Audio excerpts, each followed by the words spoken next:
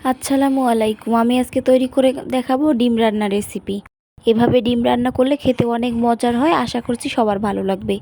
প্রথমে একটি মাটির হাঁড়িতে তেল 1 কাপ দিয়ে দিয়েছি। এরপর দিয়ে দিব 1 কাপ পেঁয়াজ বাটা। ভালোভাবে নেড়ে চেড়ে নিচ্ছি।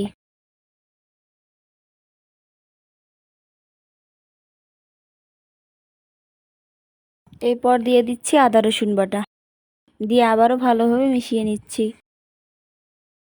এরপর দিয়ে দিচ্ছি টমেটো বাটা, দিয়ে আবারও ভালোভাবে মিশিয়ে নিয়েছি। স্বাদ মতো লবণ দিয়ে দিচ্ছি। হলুদ গুঁড়া 1 চা চামচ, মরিচ গুঁড়া 1 টেবিল চামচ, ধনিয়া গুঁড়া 1 টেবিল চামচ দিয়ে আবারও মিশিয়ে নিচ্ছি। মশলাগুলো হালকা করে কষিয়ে নেব।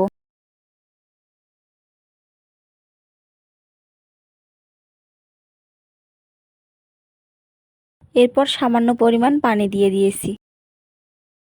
জিরা গুঁড়া দিয়ে দিয়েছি 1 টেবিল চামচ, 4-5টি কাঁচামরিচ দিয়ে আবারও ভালোভাবে মিশিয়ে নিলাম। ঢেকে রেখেছি। মশলাগুলো ভালোভাবে রান্না করে নেব। এদিকে আমি সিদ্ধ ডিম নিয়েছি, সিদ্ধ করে ডিমগুলো কেটে নিচ্ছি।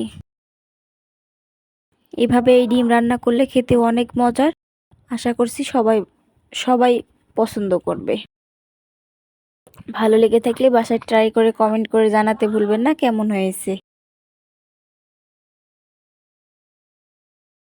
ডিমগুলো কেটে নেওয়া হয়ে গেছে। এবার ডিমগুলো ঢেলে দিয়েছি। আবারও ভালোভাবে নেড়ে চেড়ে নিয়ে ঢেকে রাখবো 5 মিনিট।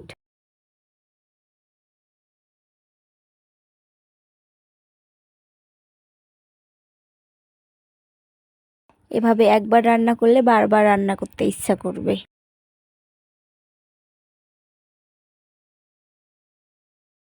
স্বাদ মতো লবণ দিয়ে দিয়েছি।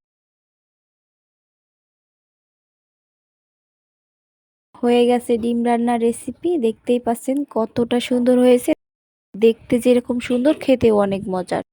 ধনিয়া পাতা কিছুটা উপরে ছিটিয়ে দিয়েছি। চুলা বন্ধ করে দিয়েছি, চুলা থেকে নামিয়ে নিব।